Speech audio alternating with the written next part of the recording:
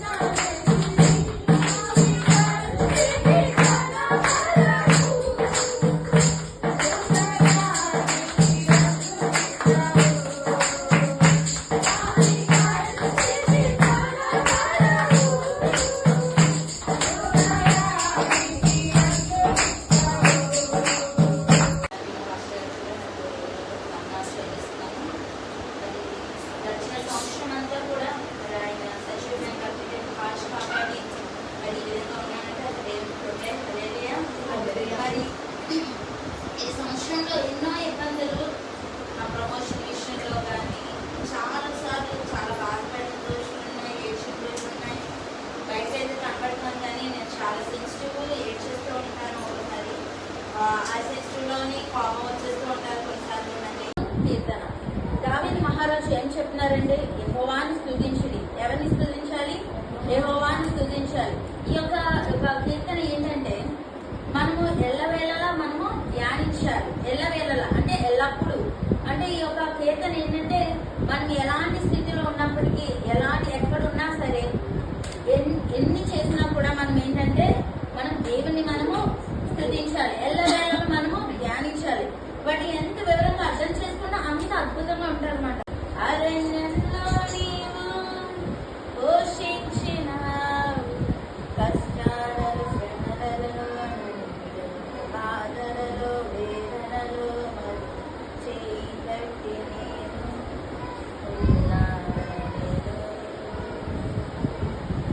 కష్టాలలో శ్రమలలో బాధలలో వేదనలో చేయి పట్టి నేను ఉన్నాను. వాక్యంలో చూసినట్లయితే ఆ గ్రామంలోకి వెళ్ళగానే యేసు ప్రభువుని చేర్చుకున్న వ్యక్తి ఎవరంటే చాలా మంది ఏంటంటే మరియను పొగుడుతారు, చాలా మంది స్త్రీలను పొగుడుతారు, కానీ యేసు ప్రభువుని చేర్చుకున్న వ్యక్తి ఎవరండి? మార్తా. ఈ రోజుల్లో చాలా మంది ఉన్నారు యేసు ప్రభువుని అంగీకరించడానికి ఇష్టపడరు, యేసు ప్రభువుని తన ఇంట్లో చూసుకోవడానికి ఇష్టపడరు, వారు రక్షింపడడానికి ఇష్టపడరు, వారి ఇంటికి రక్షణ కావాలని కోరుకోరు.